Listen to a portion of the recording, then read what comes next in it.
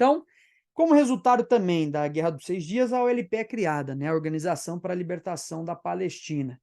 Então, levou o surgimento da OLP, que é um importante grupo, né, que vai, na verdade, organizar diversos atos contra Israel, né? Mas é uma forma dos palestinos organizarem sua luta, institucionalizarem um pouco mais politicamente seus anseios, seus interesses. Então, a OLP cumpre essa função. Então, no final da década de 60 e início da década de 70, esses grupos palestinos eles vão lançar uma onda de ataques contra alvos israelenses ao redor do mundo. Um dos mais famosos, né, são nos Jogos Olímpicos, no verão de 1972, em Munique, na Alemanha, quando, na verdade, a organização Setembro Negro, como nós vamos ver, invade os Jogos e mata os atletas israelenses, os atletas judeus, né? Alguns também morrem ali, alguns palestinos, no meio dessa confusão. E aí uma figura também muito importante, né, o Yasser Arafat, né, o líder da OLP, né, que vai, na verdade, negociar durante diversas vezes com o Estado de Israel. A gente vai ver lá para frente, por exemplo, em Oslo, Yasser Arafat vai estar presente, fazendo um acordo entre Israel e Palestina. Então, o Arafat é um nome muito importante para o mundo árabe. Bom, depois do Setembro Negro, né, de novo, para a gente pensar um pouco como funcionou a questão palestina. Então, depois da Guerra dos Seis Dias, ainda mais palestinos buscaram refúgios no Oriente Médio. Um desses países, né, que acolheu os palestinos foi a Jordânia, né, e a OLP já havia sido criada. Então, em 1970, dentro do Estado jordaniano, nós tínhamos ao menos 7 grupos palestinos atuando no país, grupos armados. Esses grupos, durante o processo de refúgio na Jordânia, ocupavam principalmente as zonas de refugiados. As bases de refugiados se transformavam em bases da OLP. No entanto, como cada vez mais palestinos começaram a ocupar a região da Jordânia, esses palestinos foram se institucionalizando nesse país e expandindo seu território. Os palestinos, de certa forma, criaram um Estado dentro de um Estado. Os palestinos passaram a atuar politicamente, com suas leis, dentro do Estado jordaniano. Bom, então, essa dificuldade de manter uma guerra convencional contra Israel fez com que a OLP começasse a adotar táticas de guerrilhas, né? Ou táticas de atentados, né? E a Jordânia servia como espécie de base da onde eles podiam, através de uma certa inteligência, intervir contra Israel. Bom, a Jordânia, então, decide busca uma espécie de enfrentamento desses grupos da ULP. Então, Hussein, né, o rei Hussein, que vai ser, inclusive esse rei que tem herança lá atrás, né, quando na Primeira Guerra Mundial os britânicos enfrentam os árabes, Hussein ele busca desmilitarizar os campos de refugiado palestinos. Com isso, alguns países árabes, como a Síria, assim como a LP, começa a ver o SEM como um braço armado do Ocidente. Começa a perceber que o SEM talvez estivesse seguindo anseios ocidentais. O conflito, na verdade, ele vai ser deflagrado após alguns eventos, né, após algumas ocasiões, onde a OLP sequestrou aviões no território jordaniano. A OLP começou a agir na Jordânia como se a Jordânia fosse seu próprio território. Criou seu conjunto de leis e não dava qualquer tipo de satisfação ao rei Hussein. Nesse sentido, Hussein, então, decide iniciar uma série de combates contra os grupos palestinos, né? Então, Hussein ele vai instaurar a lei marcial e vai dar plenos poderes para o exército jordaniano investirem contra os grupos palestinos que estão ali estabelecidos, né? Bom, nessa confusão, o exército sírio intervém, envia tropas em apoio aos palestinos, enquanto do outro lado, Estados Unidos e Israel apoiam o rei da Jordânia nesse conflito. Bom, o conflito gera um imenso desgaste para os palestinos, inclusive para os sírios. Cerca de 50% dos recursos do exército sírio são consumidos ao longo desse combate. E, ao final, é assinado um acordo de paz. Por que é chamado Setembro Negro, então, né? Porque esses conflitos se iniciaram em setembro de 1970, com um grande conflito contra os palestinos. Os palestinos, então, entendem aquilo como um massacre do seu povo. Então, ao final do conflito, um tratado é assinado E o rei da Jordânia ele estabelece que, tudo bem, a OLP pode até atuar no nosso país, desde que longe dos centros urbanos, desde que limitados ao seu campo de refugiados. Mas isso faz com que a Jordânia perca ah, um pouco da finitude, né? Um pouco da consideração dos países árabes, que passam a ver os jordanianos como uma espécie de país que a Jordânia como um país que fez movimentos contrários à libertação da Palestina. Bom, então daí é importante também, né, o conflito vai se estender até 1971, o exército da Jordânia destrói então as últimas bases palestinas, e é importante perceber então, essa imagem aqui é do grupo Setembro Negro, por conta desse ataque, conhecido, a gente tem duas coisas, né, o Setembro Negro é tanto o evento, quanto um grupo palestino que surge após o ataque. Esse grupo palestino, ele surge após o ataque no Setembro Negro, e ele é responsável, por exemplo, pela intervenção nas Olimpíadas de Munique. Então, aqui na imagem a gente vê um desses indivíduos que fazia parte do grupo Setembro Negro, que invadiu, né, o hotel da delegação israelense durante as Olimpíadas de Munique e executou os seus jogadores, né? Então, é muito interessante notar isso, né? Até já colocando uma questão aqui sobre terrorismo. O terrorismo, na verdade, ele geralmente é identificado com práticas não estatais, de grupos não estatais, que têm um nível, né, de destruição pequeno a médio. Né? Ou seja, é claro, a morte de um monte de atletas foi horrível, mas no sentido de que os terroristas eles não têm o mesmo potencial, o mesmo poder de destruição de um país e que, devido ao desgaste, buscam intervenções, né, contra outros países, contra lideranças, contra outros grupos de outra sociedade, mais localizadas, mais focalizadas. Né? Então, um atentado terrorista geralmente está associado a bombas, né, a assassinatos, tal, justamente porque não chega ao poder do Estado Nacional.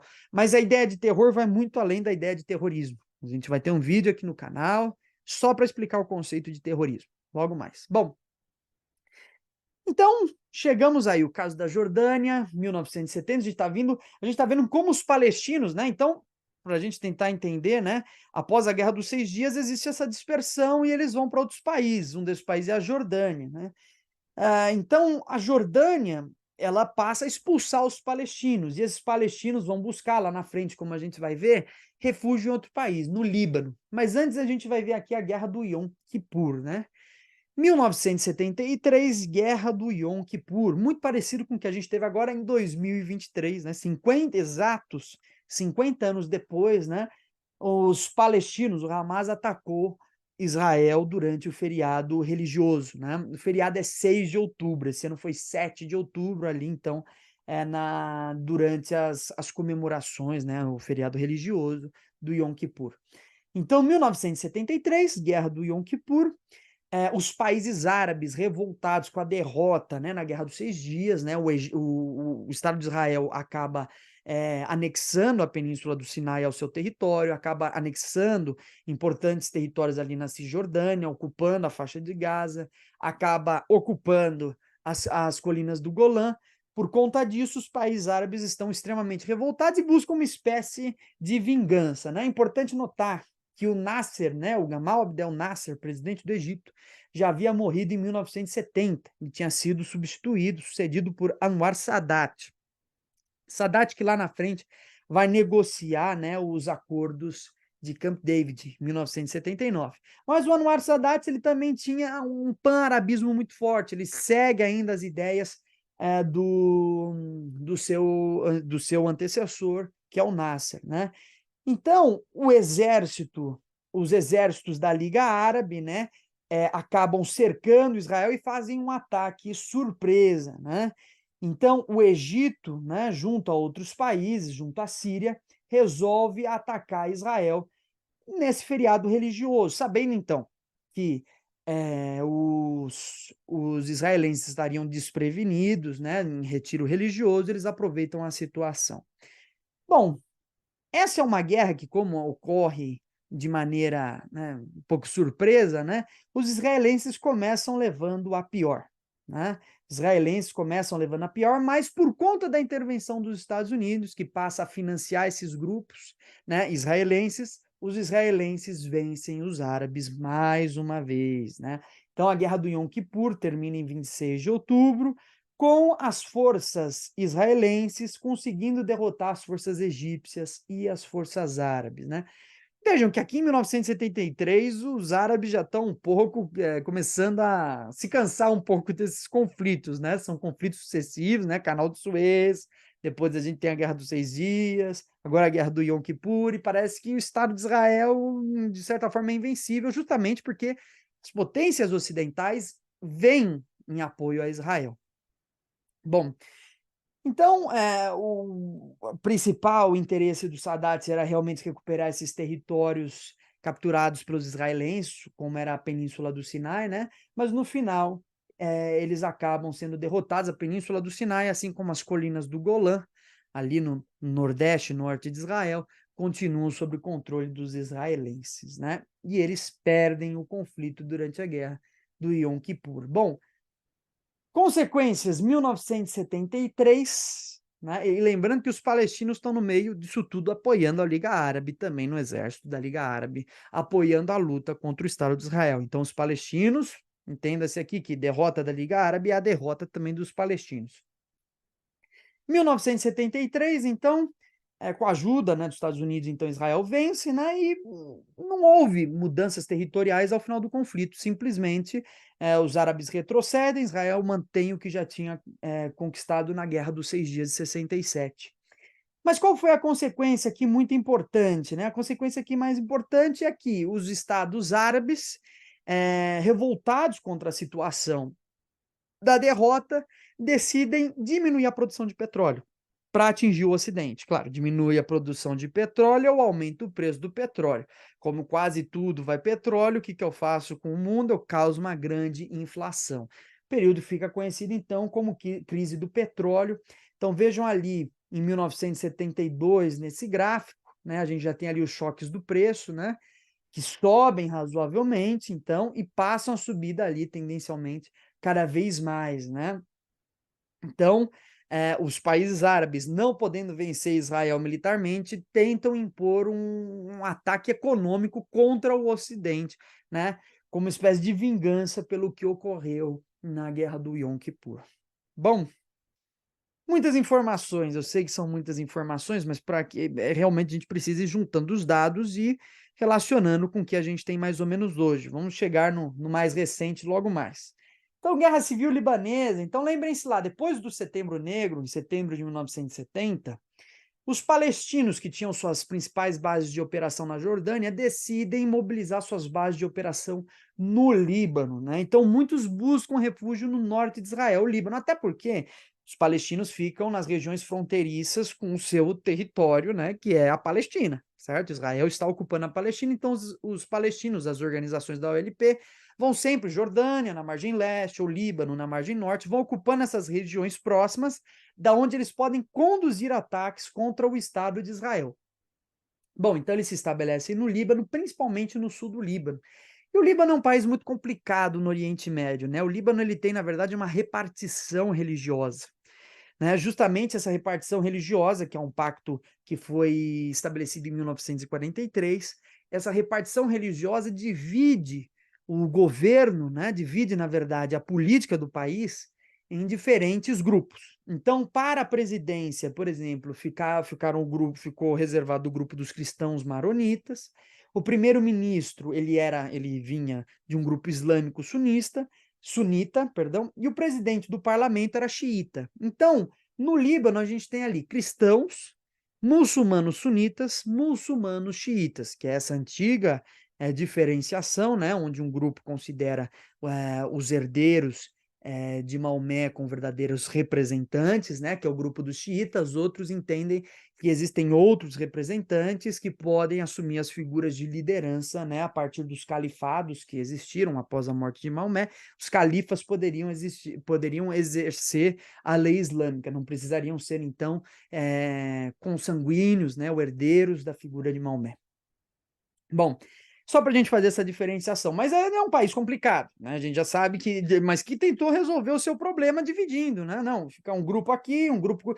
O governo está dividido de modo a que cada parcela da população tenha a sua devida representação. O problema é o quê? Com a chegada dos palestinos, você aumenta, né? Os palestinos, que eram amplamente de orientação sunita, aumenta a parcela de população sunita do Líbano, o que faz com que os sunitas digam: bom, o acordo de 1943 não foi nem um acordo, não foi nem um pacto, né, foi um pacto mais falado que institucionalizado.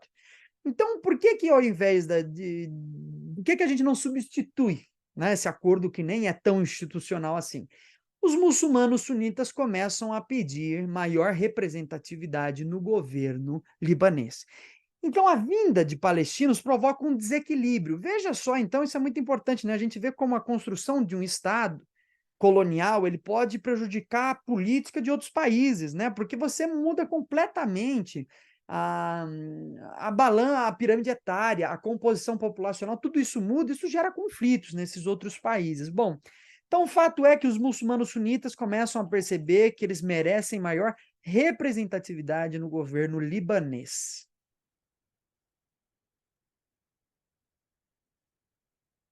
Bom, isso ocasiona já uma guerra civil. Guerra Civil Libanesa, que é uma guerra longa, vai de 75 a 1990, 1975 a 1990, é ocasionado um pouco por esse desequilíbrio na composição étnica desse país. E aqui você, na verdade, tem um quebra-cabeça infernal, né? Você tem vários grupos atuando. Por exemplo, os grupos xiitas também pediram a sua representatividade e o Irã passou a financiar os grupos xiitas que principalmente existiam nessas áreas em verde aqui no mapa, né? No sul e no norte do Líbano. Então aqui a gente tem o surgimento de um grupo em 1982 que é o Hezbollah, um grupo, então, de muçulmanos xiitas que passa a intervir militarmente contra Israel. A OLP também começa a se aproximar um pouco mais dos libaneses sunitas.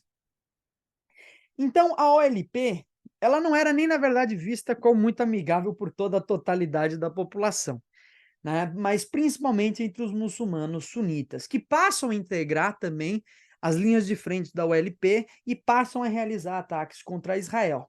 Então aqui a gente tem dois grupos que não só lutam no Líbano, mas também exercem uma série de ataques contra Israel, Hezbollah e a OLP.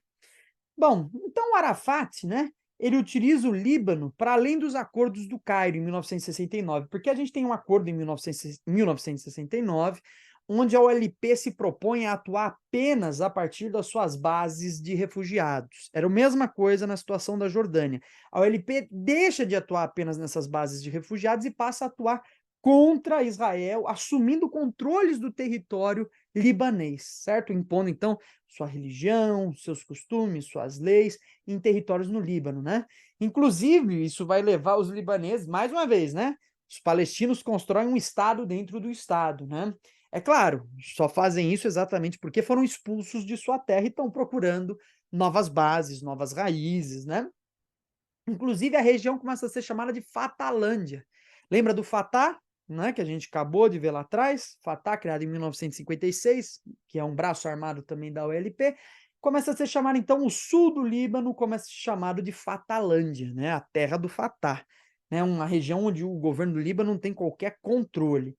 Bom, com os ataques da OLP e o Hezbollah ao território israelense, Israel decide invadir o Líbano e cria uma linha defensiva, né? Então Israel meio que invade o Líbano, porque era como se o sul do Líbano fosse a base de ataques a Israel. Quando Israel invade o Líbano, ele cria uma margem de defesa, né? Um bolsão territorial, né? Um fundo de território que impede que a OLP e o Hezbollah ataquem diretamente Israel. Ou seja, antes de vocês atacarem Israel, vocês têm que primeiro passar pela parte sul do Líbano, e a gente ocupou a parte sul do Líbano. Então, como isso está ocupado pela gente, vocês não conseguem atingir Israel, vão ter que lutar com a gente aqui no sul do Líbano. Certo? Então, Israel fica durante muito tempo no sul do Líbano, e, na verdade, só sai do sul do Líbano mediante grandes protestos da população israelense que não vê mais sentido, né, naquela ocupação. Né? Até hoje a gente vai ver, o Líbano, quando o Israel atacou o Líbano nesses últimos dias, justamente por conta, de novo, da interferência do Hezbollah.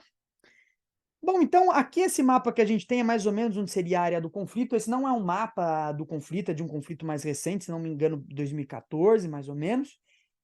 Mas é mais ou menos nessa região, no norte de Israel. Então, Israel, na verdade, chegou próximo de Beirute no seu processo de invasão do Líbano, né, enfrentando então o LP e o Hezbollah nesse processo, certo? Muito bem.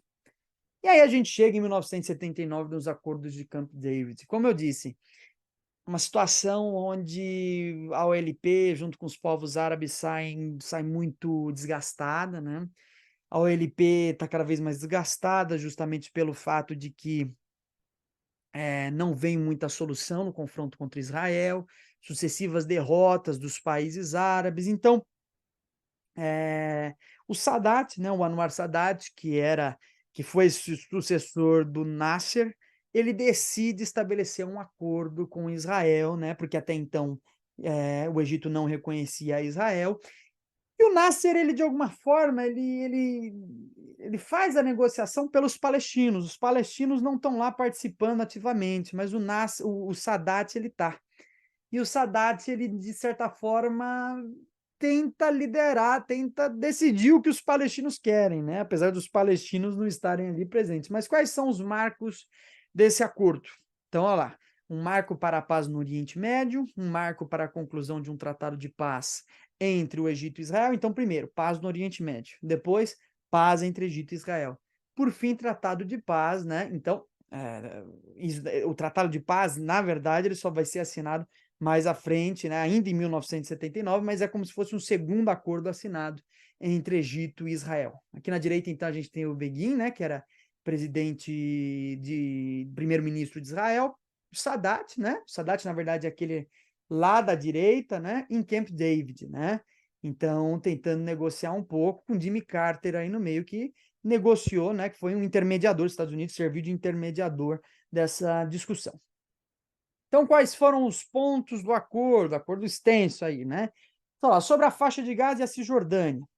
Então, estabelecer a autonomia dos territórios palestinos, faixa de Gaza e Cisjordânia. Então, tudo bem, então em 1979, o Sadat pelo menos estava tentando devolver um pouco das terras dos palestinos, né? Então, vão estabelecer a autonomia dos territórios palestinos, a faixa de Gaza e a Cisjordânia tem que ter autonomia política. Então, durante 5 anos, Israel estabeleceria um governo de transição na faixa de Gaza e na Cisjordânia, tempo no qual os palestinos poderiam livremente eleger seus representantes por voto popular. Então, pasmem só, Israel só viria a deixar completamente a faixa de Gaza em 2005. A gente vai ver que logo depois o Hamas é eleito na faixa de Gaza, né?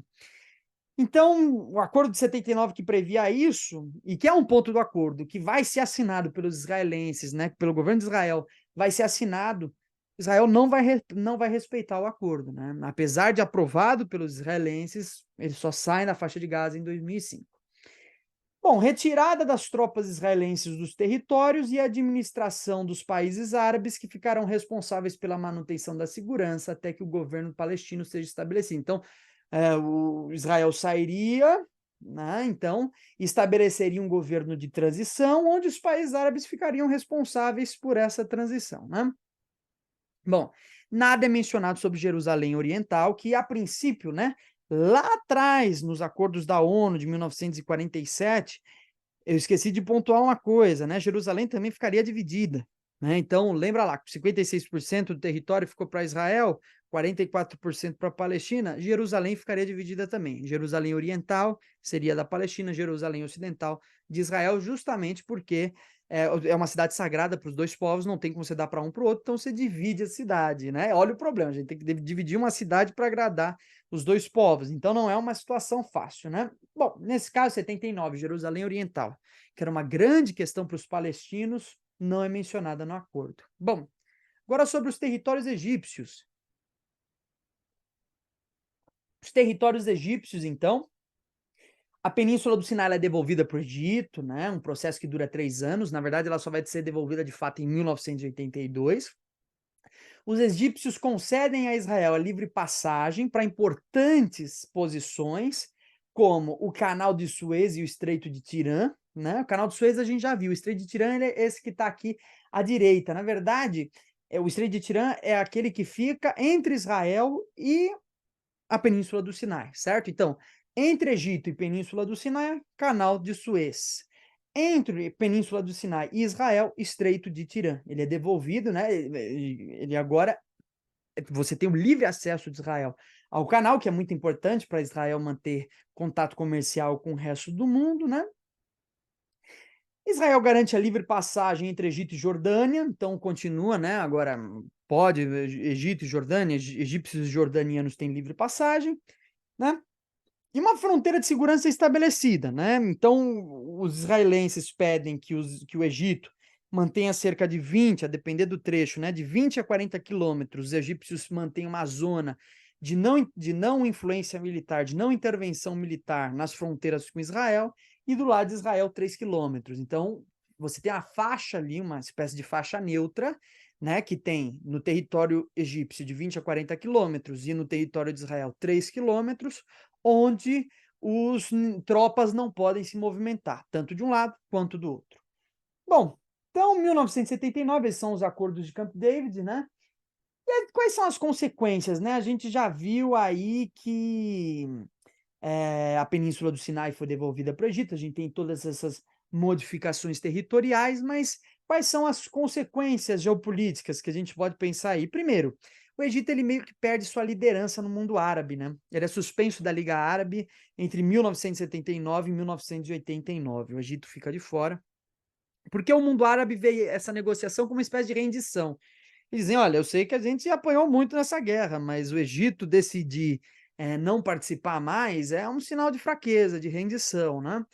Então, quem surge como essa liderança no mundo árabe, muito importante? Saddam Hussein. Saddam Hussein, o Iraque, vem com esse ideal pan-arabista, né? Esse ideal do pan-arabismo que volta com todo o vigor, né? Na figura do Saddam Hussein. Inclusive, Saddam Hussein, justamente por continuar esse pan-arabismo, vai receber umas bombas lá mais para frente, né? Mas hoje a história ainda está nos palestinos. Bom, a Jordânia ela se sente menosprezada diplomaticamente pela desconsideração de seus interesses sobre o território da Cisjordânia. A Jordânia é considerado um agente diplomático mais fraco, né? E não é muito levado em consideração em relação aos seus interesses, mas vejam lá que desde o Setembro Negro, vocês já viram que na Guerra do Yom Kippur os jordanianos não intervêm, né? São os egípcios e os sírios, os jordanianos já estavam meio de fora, né? Agora foi a vez do Egito também, falar, não, a gente vai ficar um pouquinho de fora aí nessa situação e assinar o acordo de Camp David, né? Então a Jordânia também se sentiu menosprezada diplomaticamente. A Síria corta relações diplomáticas com o Egito e alega que essas só vão se normalizar após a suspensão do acordo.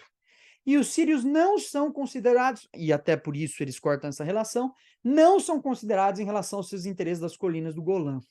Então, os sírios perderam as colinas do Golã e não recuperaram ainda em 1979, até hoje, na verdade, não recuperaram, apesar de não ser uma região que realmente é reconhecida como pertencente a Israel, uma região que está em disputa ainda, né?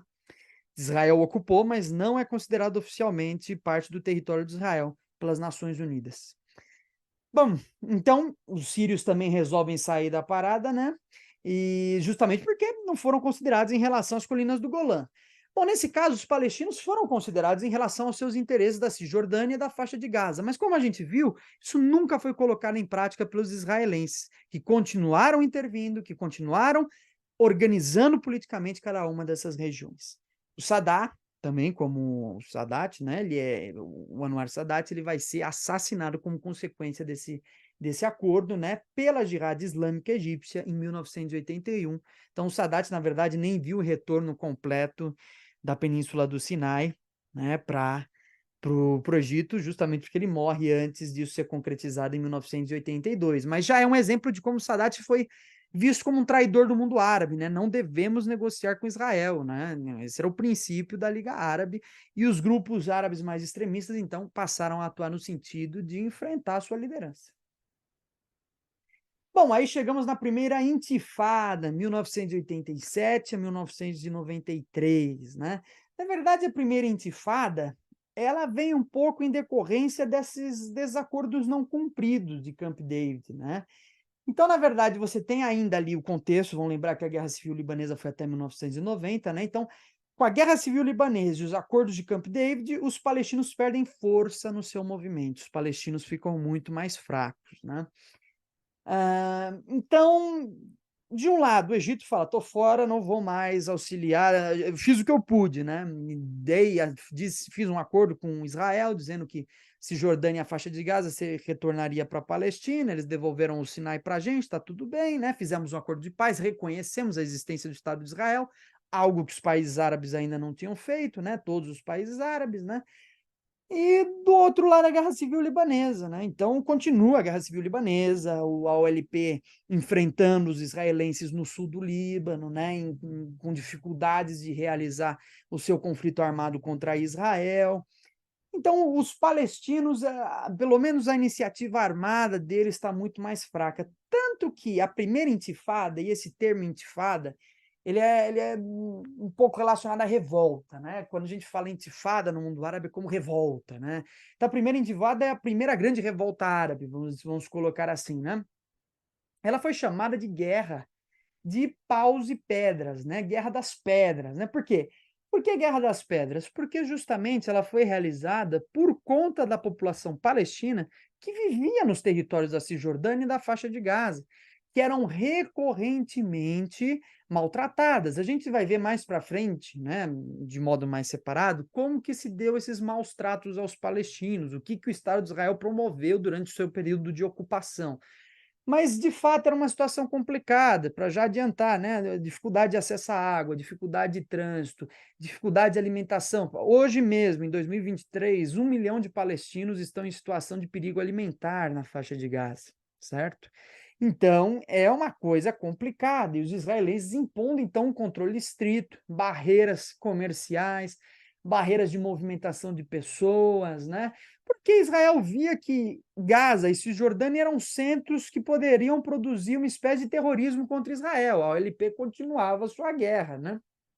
Então, iniciada em 9 de dezembro de 1987, foi uma espécie de levante espontâneo, né? A população espontaneamente.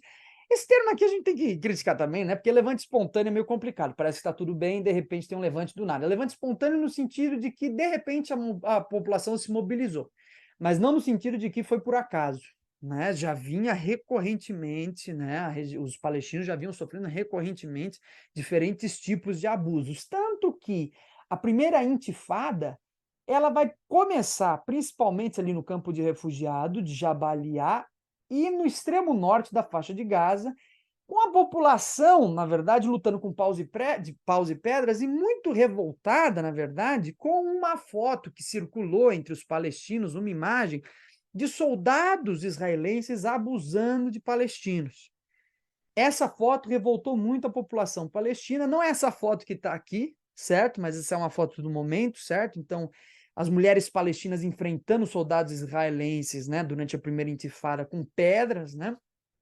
E, na verdade, surge por conta dessa revolta, dessas imagens que circulam e os palestinos começam a perceber o tipo de abuso que estão sofrendo e se mobilizam, né, como uma espécie de ato desesperado, na verdade. É um ato de desespero, não é? Quer dizer, eh, recolher paus e pedras do chão para lutar. É por isso que eu, desde o começo, coloquei o fato de que a luta Israel-Palestina é uma luta desigual. A gente vê aqui que, até o momento onde a gente vê olhando, eles foram auxiliados sempre por Egito, Jordânia, Síria, Iraque, e ainda perderam. Agora, os palestinos sozinhos, pior ainda, né? Pior ainda, eles não têm qualquer chance de luta contra os israelenses. Então, dura durante um bom tempo, né, de 87 a 93, grandes casos de revolta da população palestina em Israel, né, que fazem esse levante com paus e pedras. É importante também aqui o seguinte: o Hamas ele surgiu em 1987, justamente buscando fortalecer essa liderança palestina armada e enfrentando um pouco a perda de popularidade da OLP, né? Porque os palestinos estavam vendo, a OLP fez o que pela gente até hoje?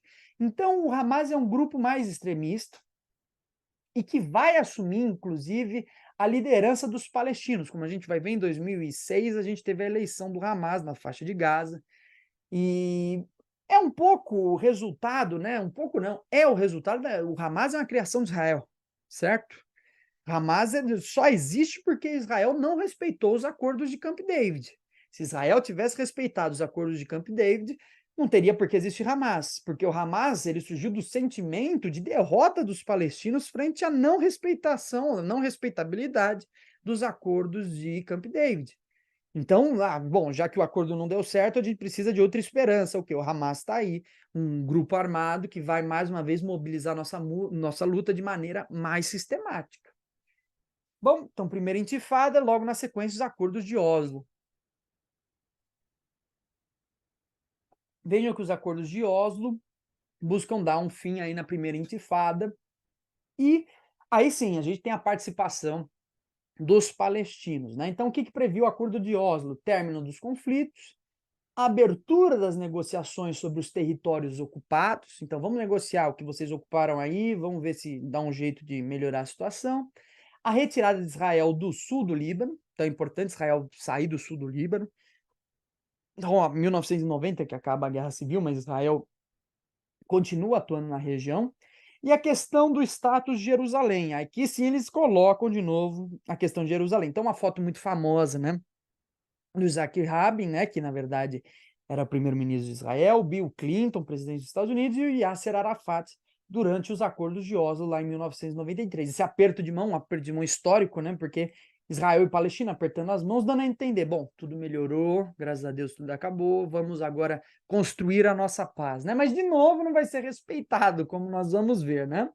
Então, 1993, o que se propunha nos acordos? Principais pontos: a retirada das forças armadas israelenses da faixa de Gaza e Cisjordânia, assim como o direito dos palestinos ao autogoverno nas zonas governadas pela autoridade palestina. Aí você vai dizer, bom, mas isso daí não já foi acordado em Camp David? Vocês estão propondo a mesma coisa de novo? Pois é, porque não foi respeitado, certo? Então, em 1979 se propôs a mesma coisa. Em 1993 está se propondo de novo, justamente, vocês não respeitaram, vão firmar um novo acordo, ver se dá certo, né? Então, 1993, de novo, né? Claro, né? A intifada, tudo isso fez com que Israel ocupasse novamente, mas já vinha num processo de ocupação e num processo de abuso da população palestina naquela região. O governo palestino duraria 5 anos de maneira interina, durante os quais o Estado seria renegociado a partir de maio de 96. Então, você teria um governo palestino, e de fato a gente tem isso lá na faixa de Gaza, por exemplo, hoje, um governo que é eleito a cada 5 anos, né? Questões referentes a Jerusalém, né? Então, refugiados, assentamentos israelenses, os territórios ocupados na Guerra dos 6 Dias, segurança e fronteiras também foram pontos fundamentais do tratado, né? Mas o principal aqui, né? O autogoverno seria dividido em 3 zonas, né? Então, Israel propõe que a autoridade palestina tenha maior ou menor influência a partir dessas zonas. Então, lá, área A, controle total pela autoridade palestina. A área A, que a gente está vendo no mapa, é o que está em laranja, ali nos acordos de Oslo. Uma parte pequena, bem diminuta, né? Então, na verdade, em laranja é onde a gente tem, inclusive, os nomes, né? Belém, Jericó, Nablus, né? Jenin, por aí vai, né? Então, o que a gente está, os nomes pintados em azul, não, aí são territórios israelenses. Área B, controle civil pela autoridade palestina e controle militar pelo exército de Israel. Então, os civis, eles podem opinar, né? Eles que vão organizar o governo, mas o controle militar de Israel, que já é problemático, né? Quem manda é quem segura a arma na mão, não é? Então, não é tão simples assim. A área B seria, então, essa área aí em roxo no mapa, né? A área B. Controle civil, autoridade palestina e controle militar do exército de Israel. A área A você já tem um controle militar palestino, né? A área C, controle total pelo governo de Israel. C é o que a gente tem ali em cinza no mapa, ou seja, grande parte, aqui é o território da Cisjordânia, certo? Grande parte da Cisjordânia fica, então, sob controle de Israel. Né? Enquanto que as áreas de controle palestino são ilhas, né? Nem se comunicam por via terrestre. Né? Tem até essa dificuldade de controle, justamente porque é um território não contínuo, é um território em rede, né? Separadinho ali. Bom, essa divisão se manteria até que fosse firmado um acordo definitivo para a divisão de terras na região, algo que nunca se concretizou. Nunca esse acordo veio e hoje, até hoje, o território está organizado segundo essas áreas A, B, C, só que com outro adendo. Os israelenses ainda assim não respeitam essas áreas A, B e C e têm promovido constantes processos de colonização da Cisjordânia, como a gente vai ver, com a construção do muro, né, com as invasões das propriedades palestinas e por aí vai. Então, lá, em alguns anos, os palestinos iriam retomar as áreas B e C. Então, seria uma transição, né? A gente começa com a A, vamos conversando aí, agora pode ficar com a B, então, e fica com a C no final, pode ser de vocês. Nunca isso aconteceu. Os acordos de Oslo de 1993 nunca foram respeitados pelo Estado de Israel. Ou seja, isso faz com que a gente já tenha aí, pelo menos, 30 anos de desrespeito desse acordo. Há 30 anos esse acordo é desrespeitado, certo? E é como se alguém te prometesse uma terra e nunca tivesse te dado e ainda por cima invadisse elas e ficasse expulsando a sua família. Então vamos pensar em como Israel tem lidado com a situação. Bastaria que respeitasse os acordos, isso seria muito mais simples. E é claro, tem muito interesse econômico e geopolítico por trás do não respeito desses acordos, não é uma coisa simples, né? Bom, então lá, A consiste nas cidades, 18%, então ficou de fato para os palestinos. Área B, 22%, ficou então mais 22%, mas ali meio a meio, né? Com o governo civil palestino e o governo militar israelense controlando, o que já causa um problemão. Agora, grande parte da Cisjordânia, 61%, ficou para Israel. E continua muito maior, na verdade, hoje, né? A área C, incluindo Jerusalém Ocidental, entrou para o que eles chamam de últimas negociações, que não passaram de últimas negociações mesmo. Até hoje, como eu disse, nada respeitado.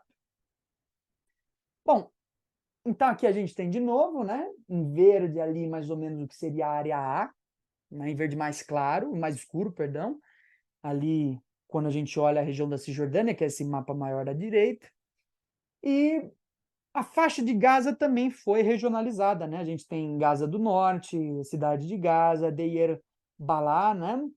Khan Yunis e Rafah, né? Que são, então foi feita essa regionalização também da faixa de Gaza em 5 regiões. Inclusive agora o comando de Israel nesse conflito atual foi que a população saísse do norte de Gaza, né? Gaza do Norte, e fosse para as regiões mais ao sul, né? A cidade de Gaza, Deir Balá, né? E por aí vai. Então, hoje, a gente continua, essa regionalização se mantém, é como se a faixa de Gaza tivesse, aí sim, a faixa de Gaza seria como espécie de área A, né, controle palestino, mas claro, né, comparado com o resto do território, foi um pedacinho a mais que eles deram. Bom, segunda intifada, 2000-2005, então a população palestina ainda nada confortável com as situações, com os acordos, continua se revoltando. Em 7 de setembro de 2000, um atentado palestino provoca a morte de um colono judeu no assentamento israelense de Netzarim, na faixa de Gaza, né? Então, para a gente vendo aí alguns acúmulos de tensão, 28 de setembro, Ariel Sharon, à época um parlamentar do partido Likud. O partido Likud, na verdade, é um partido mais de extrema direita, né? Um partido mais os judeus ortodoxos, né? Que seguem à risca ali a religião, que são, né, que geralmente promovem atentados de preconceito, de problemas, assim, nesse sentido, né? Então, o Likud, oposição ao governo de Ehud Barak, que era mais visto como moderado, né? Visita, protegido por um grande aparato de segurança, a esplanada das mesquitas, o Monte do Templo, em Jerusalém. É interessante, a gente vai ver que em 2023 é o estopim, na verdade já tinham muitas tensões acumuladas, né? A gente vai ver que nos últimos 4 meses, pelo menos 4.000 palestinos já morreram em intervenções de Israel. E agora que a guerra começou, quer dizer, antes do conflito agora em 2023 começar, pelo menos 4.000 palestinos já tinham morrido por intervenções de Israel na Cisjordânia e faixa de Gaza. Então, é um acúmulo de tensões, não é por eventos assim, mas é um evento muito parecido, né, que dá o estopim na segunda intifada, que é essa visita no Monte do Templo, né? Então, mais de 1.000 palestinos estão presentes, dentre os quais muitos membros da Shabiba, né, a originária do Fatah, né? A gente viu lá, criada em 1956. E a visita é interpretada pelos palestinos como uma provocação. Vocês estão vendo e claro, né, o Likud ele já era um cara conhecido por essa ortodoxia, e essa provocação é muito comum entre os membros do partido, né?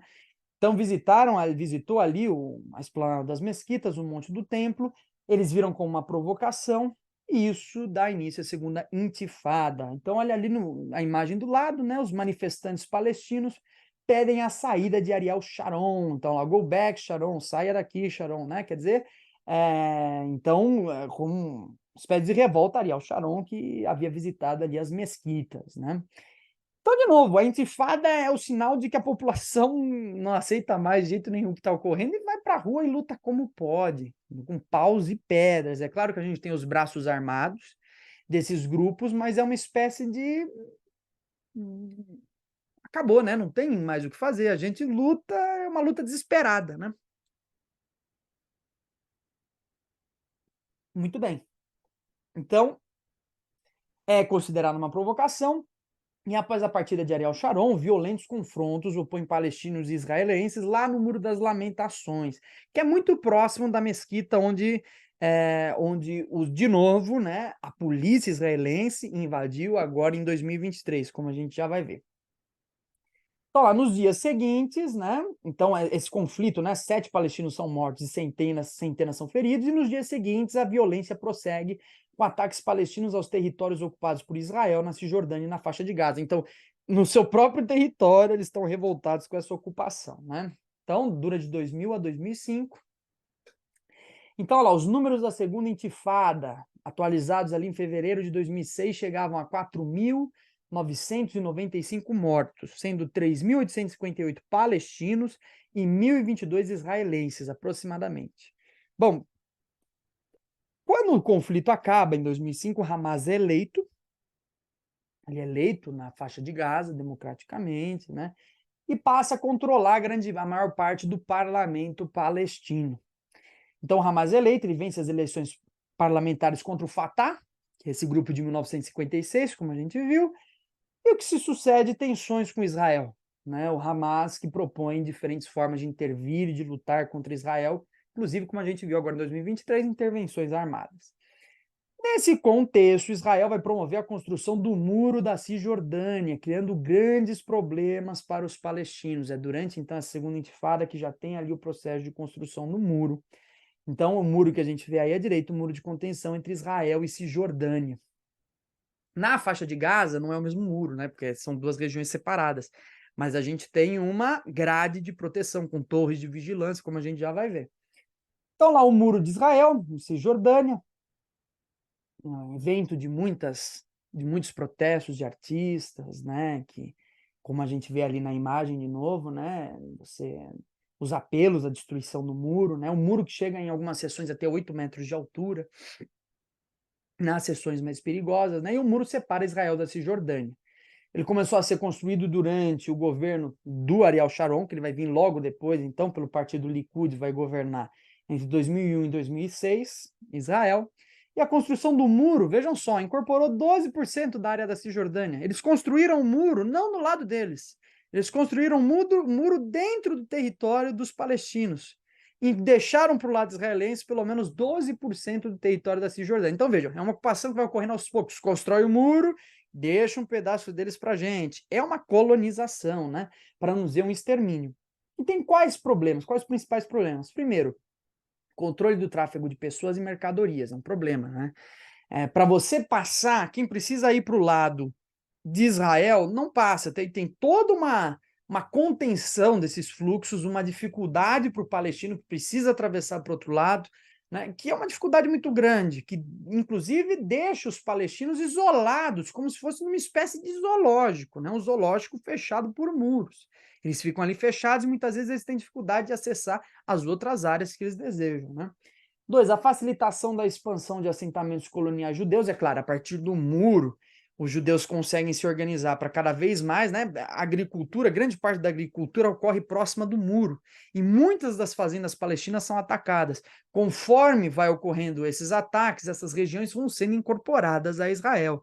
As famílias são expulsas dessas propriedades e judeus passam a tomar conta dessas propriedades. Então, Israel continua, a gente vai ver logo mais um mapa, no seu processo de colonização a partir desse muro que foi construído. 3, o ataque de judeus à população palestina. Então, é claro, a colonização veio junto a ataques, expulsões forçadas, né? Todo tipo de violência, né? Morte, por aí vai. Então, olha lá, a questão da colonização. Então, olha lá, segundo o Escritório das Nações Unidas para a Coordenação de Assuntos Humanitários, OCHA, sigla em inglês, a maioria das barreiras físicas ou burocráticas impostas atualmente à mobilidade e acessibilidade dos palestinos visa proteger os 500 mil colonos judeus que ocupam assentamentos na Cisjordânia, em contravenção à lei internacional, bem como garantir uma reserva de terras para a expansão futura desses assentamentos e melhorar as ligações viárias entre esses assentamentos e Israel. Olha só, 500 mil colonos judeus dentro da região que não é deles, que é da Palestina, que já foi acordado em 1993. O acordo nunca foi colocado em prática por Israel. O Tribunal Internacional de Justiça citou interferência do governo de Israel contra o direito nacional do povo palestino à autodeterminação. Então, olha só quais são as práticas: confisco de terras, demolições de casas, criações de enclaves e restrições à circulação e ao acesso à água. A questão da água é muito importante, a gente já vai ver. Alimentação, educação, saúde, trabalho e um padrão de vida adequado. Tudo isso acaba sendo atingido no lado palestino, em violação das obrigações de Israel sob a lei internacional. O tribunal afirmou também que os assentamentos israelenses foram estabelecidos e que os palestinos tinham sido deslocados em violação do artigo 49, parágrafo 6 da 4ª Convenção de Genebra. Então, eles estão, na verdade, descumprindo várias negociações já anteriores. Então, eles fazem os acordos para não respeitar.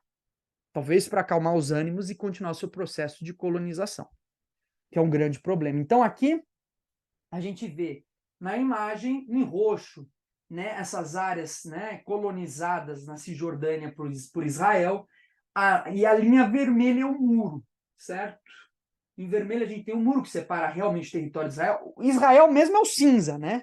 O muro é o que incorporou da Cisjordânia para Israel. E o que a gente tem em amarelo são, na verdade, os povos palestinos. Vejam que alguns povos estão verdadeiramente dentro de alguns zoológicos. Ó. Então, por exemplo, aqui, Bir Nabala, o enclave de Bir Nabala, por exemplo, é o caso que foi dito aqui como criação de enclaves. É um zoológico humano. Você fecha toda a região com muros e a pessoa fica numa espécie de prisão lá dentro. Esses enclaves, eles possibilitam o quê? Que no futuro esse território seja incorporado por colonos judeus. Você prende a população lá, incorpora. Prende a população, incorpora.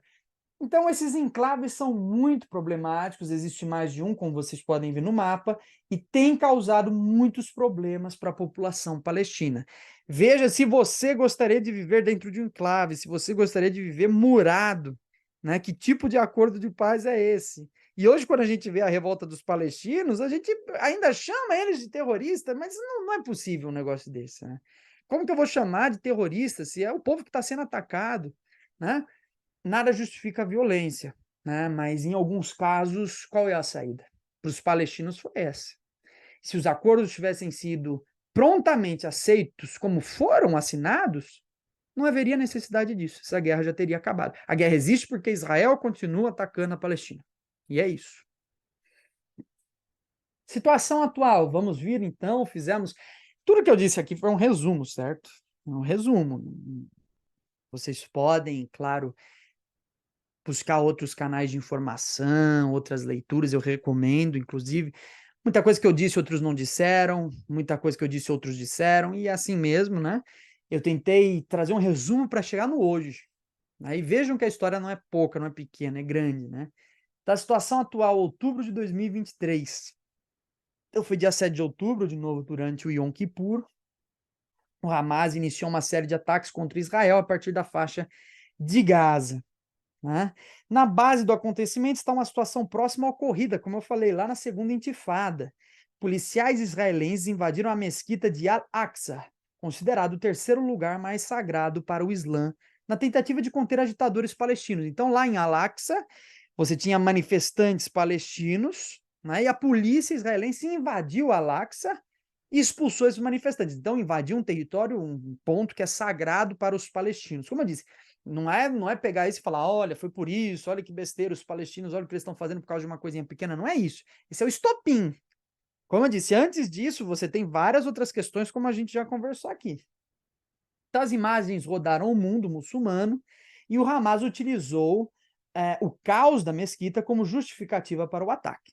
Ou o caso da mesquita como justificativa para o ataque, né? Então, justificou com base nisso, mas, claro, levando em consideração todos os outros ataques que eles vinham sofrendo aí. E o Hamas decide, então, a partir desse estopim, atacar mais uma vez Israel. Então, os ataques palestinos foram combatidos pelo sistema de proteção israelense, conhecido como Domo de Ferro, mais um exemplo de como essa briga é completamente desigual, né? Israel, todo o território israelense, ele é circundado por uma instalação militar que é o Domo de Ferro. Eles têm um dos sistemas mais modernos de antimísseis que existem. Então, o Hamas lançou 3.000 mísseis, mas poucos chegaram ao solo, porque a maioria foi abatida pelo sistema israelense, né? Então, é um país muito poderoso contra grupos muito fracos, né? E é um extermínio. No fundo, morre muito israelense? Morre, é uma guerra, né? Mas o extermínio, e vocês viram os dados que eu vim trazendo, né? Se a gente pegar historicamente qual lado morreu mais, vocês vão ver que a grande maior parcela dos mortos foram palestinos, sempre. Né? O que não quer dizer, não é nenhuma justificativa. Né? As mortes israelenses também são horríveis, problemáticas, não deveriam acontecer. Se a própria população de Israel fosse consciente, pedia que fossem assinados os acordos de Oslo, como muitos em Israel pedem, muitos judeus pedem o não ataque aos palestinos, muitos apoiam a causa palestina em Israel. Mas a grande parte do governo hoje está sendo liderado por um grupo de extrema direita, de judeus ortodoxos, que vem na Palestina um grande inimigo. Então, ali a gente tem a imagem também da mesquita de Al-Aqsa, né, em Jerusalém. Então, ela fica muito próxima do Muro das Lamentações, onde a gente teve ali o princípio dos confrontos na Segunda Intifada. Razões do conflito. Então, olha lá, não apenas o tumulto na mesquita justifica o conjunto dos acontecimentos, mas todas as outras questões apresentadas, dificuldades de acesso à água, colonização israelense, ataques à população palestina, desrespeito à soberania do território, desrespeito aos acordos de paz, insegurança alimentar. 1 milhão de palestinos necessitam de assistência alimentar na faixa de Gaza, por exemplo, controle do tráfego, etc. Então, lá, Israel usa a água como arma contra os palestinos. Israel tem controle total sobre o abastecimento de água palestino. Eles que controlam, então, a água que chega para os palestinos. Usa esse poder como alavanca e ferramenta de coerção. Bombardeia intencionalmente infraestrutura hídrica, evita ativamente reparos e manutenção. Então, olha lá, deixa o povo palestino à mercê do destino deles, né? Ou, na verdade, intervém para que esse destino seja o pior possível. Impede, inclusive, a captação da água da chuva. Olha só como é um inferno viver num lugar desse, né? Quando um grupo chega no ponto de ter que intervir da forma que pode, mesmo sendo muito mais fraco contra um outro grupo, é porque ele chegou no limite do que poderia fazer, no limite da sua atuação. Bom, principais acontecimentos. Desenvolvimento da invasão, como foi então? E esse termo invasão também é complicado, né? Vamos pensar assim, invasão no sentido de que estão entrando no território inimigo, né? Mas, na verdade, quem cometeu de fato a invasão foi Israel desde o início, né? Então, desenvolvimento da invasão. Torres de vigilância, grades e barreiras subterrâneas são utilizadas na contenção dos palestinos. Isso lá na faixa de Gaza. Então, olha só. A gente tem ali 1 quilômetro, que é chamada ali da zona de risco, onde ela é totalmente desmilitarizada e onde ocorre grande parte da agricultura, né? Onde você tem ali a agricultura. Você tem a grade ali, né? Próxima ali da zona de exclusão, de 100 metros, onde realmente nada é permitido. E você tem aqui as barreiras de controle subterrâneo, para evitar que os grupos cavem buracos para passar por debaixo da grade e chegar no território israelense. Então, Israel, por exemplo, nem divulga a profundidade que ela vai para confundir mesmo os grupos, né? A gente tem as torres de observação, né? Uma primeira que fica dentro de Gaza e uma segunda que fica ali do lado de Israel, né? Então, a gente tem ali torres de observação, bancos de areia contra invasão terrestre, então você tem uma espécie de trincheira que impede esses grupos de passar, e aí sim Israel. Então, veja o nível de controle. Por que que Israel precisa controlar tanto essa fronteira? Porque é uma zona de tensão imensa, né? Você não teria que controlar tanto se você não impusesse um regime tão terrível à população, né? Depois o grupo Hamas, ele utilizou drones contra as... Então, como foi o desenvolvimento dessa invasão, né? O grupo Hamas, ele primeiro utilizou drones contra as torres de vigilância israelense na fronteira de Gaza. Então, eles jogaram explosivos que atingiram essas torres de vigilância do lado israelense, e a partir disso, buscaram, então, iniciar a sua invasão. Então, olha lá, o Hamas bombardeou Israel com milhares de bombas e contou com, com militantes em equipamentos aéreos para invadir o território israelense. Então, após a destruição das torres, né, que ficaram incomunicáveis, na faixa de Gaza, o Hamas começa os disparos, os bombardeios, né? E você tem, inclusive, alguns outros militantes, né? Algumas milícias palestinas que invadiram o território israelense a partir de paraquedas, né, e asa deltas. Por terra também, a partir de algumas brechas que foram feitas, a gente teve alguns motoqueiros que também passaram, né, pelas brechas que foram abertas nas grades e invadiram o território de Israel. Mais à frente, né, o Hamas usou uma retroescavadeira para danificar o muro, com mais efetividade e abriu novas brechas que possibilitou que veículos maiores pudessem passar. E aí, nesse caso, os carros começassem a invadir junto ao apoio do bombardeio. Então, aqui a gente tem uma imagem, né, dos acontecimentos, os motoqueiros, né, a retroescavadeira derrubando a grade, né, nesse ataque mais desesperados do Hamas, né. Bom, agora estamos caminhando para o fim, né. Imagino que tenha ficado uma aula imensa, mas vamos caminhando para o fim. Para pensar alguns desdobramentos geopolíticos, alguns acontecimentos. Veja, pessoal, eu tô gravando esse vídeo alguns dias depois do dia 14 de outubro. Então, na verdade, fazem 7 dias, uma semana que esses ataques começaram. Com certeza daqui vai ser muita coisa atualizada, né? Mas vamos pensar alguns desdobramentos. Olha lá. Israel anuncia o fechamento da faixa de Gaza, proibindo o tráfico de civis, assim como de ajuda humanitária. Então, Israel fechou a faixa de Gaza. Vejam lá. Antes desse fechamento, 1 milhão de pessoas na faixa de Gaza já precisava de assistência alimentar, de recursos humanitários. Então, agora, então, muito pior. Inclusive, alguns civis israelenses foram capturados pelo Hamas e que seriam posteriormente usados como moeda de troca para reféns do Hamas que estão presos em Israel. Então, eles capturaram reféns israelenses e vão usar esses reféns como moeda de troca para os prisioneiros do Hamas em Israel.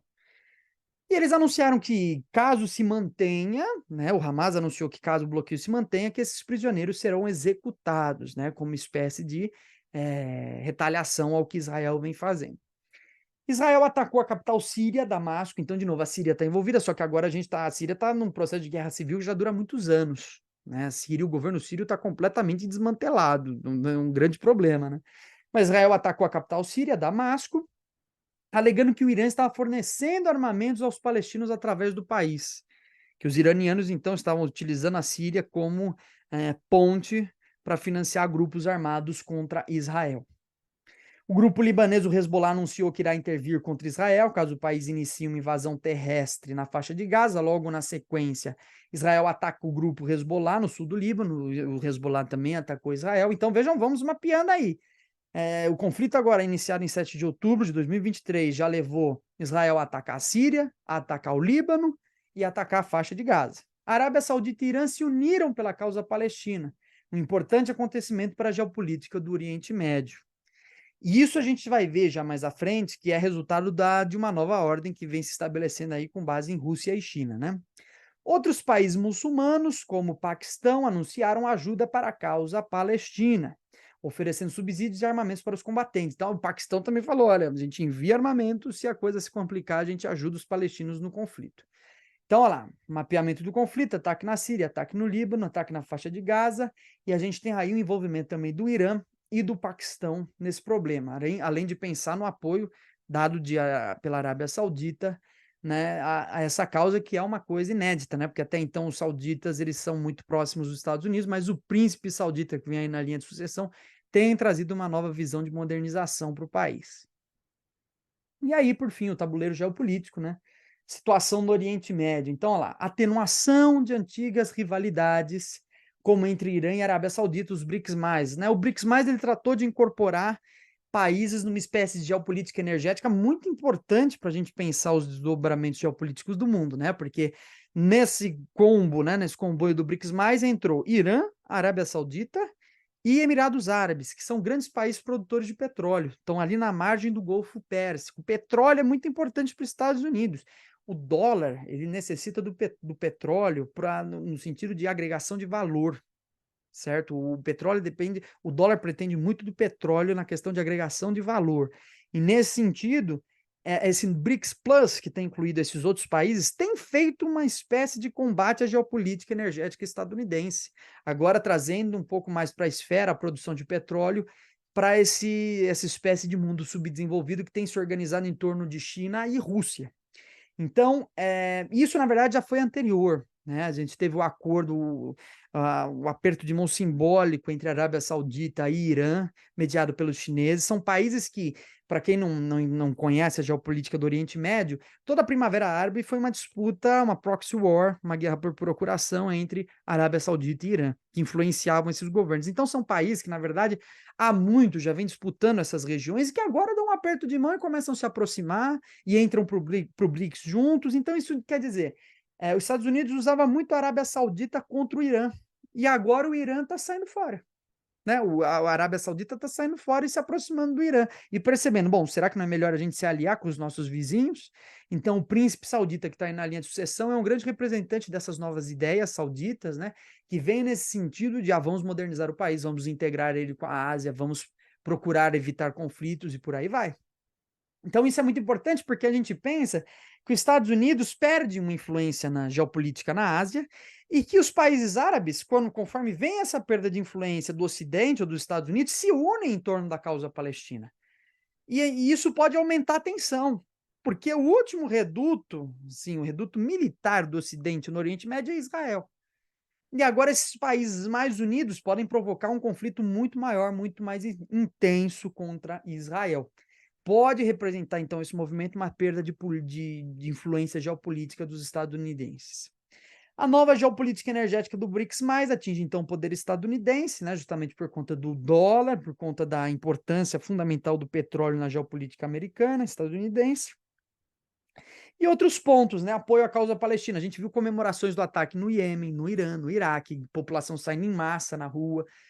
De uma certa forma, o mundo árabe vibrou com o ataque, gostou do ataque, né? Que é uma coisa extremamente problemática, morte de pessoas, mas o Oriente Médio está passando realmente por uma situação crítica, né? E Israel, de certa forma, veio cultivando uma imagem péssima entre os árabes, né? O Zelensky acusou os russos de intervirem no Oriente Médio, então, será que os russos estariam intervindo no Oriente Médio com algum tipo de inteligência? É muito cedo para a gente dizer, mas do ponto de vista geopolítico, seria uma oportunidade muito grande para a Rússia e para a China nesse sentido, certo? Porque representa um ataque aos interesses estadunidenses, representa uma perda de influência estadunidense, então Rússia e China unidas podem incentivar movimentos nesse sentido. Inclusive, a Rússia foi o único país da ONU, nem a China fez isso, né? A Rússia foi o único país da ONU a condenar os ataques de Israel contra o Hamas. Foi o único. China não fez isso. Né? Então, já mostra que pelo menos os russos assumiram uma posição em relação a essa situação que é diferente dos demais. E os Estados Unidos garantiu o apoio de Israel. Como sempre, o Joe Biden anunciou completa ajuda a Israel, financiamento da guerra, e certamente Israel acumula esse poder através dos Estados Unidos e enfrenta os palestinos com muito mais poder, né? Bom, por fim, e o futuro? Né? O que esse mapa nos mostra é que desde 46 até 2010 a gente vem num processo em que os palestinos vêm perdendo completamente sua posição. E o futuro? Será que a gente vai continuar perdendo essas posições?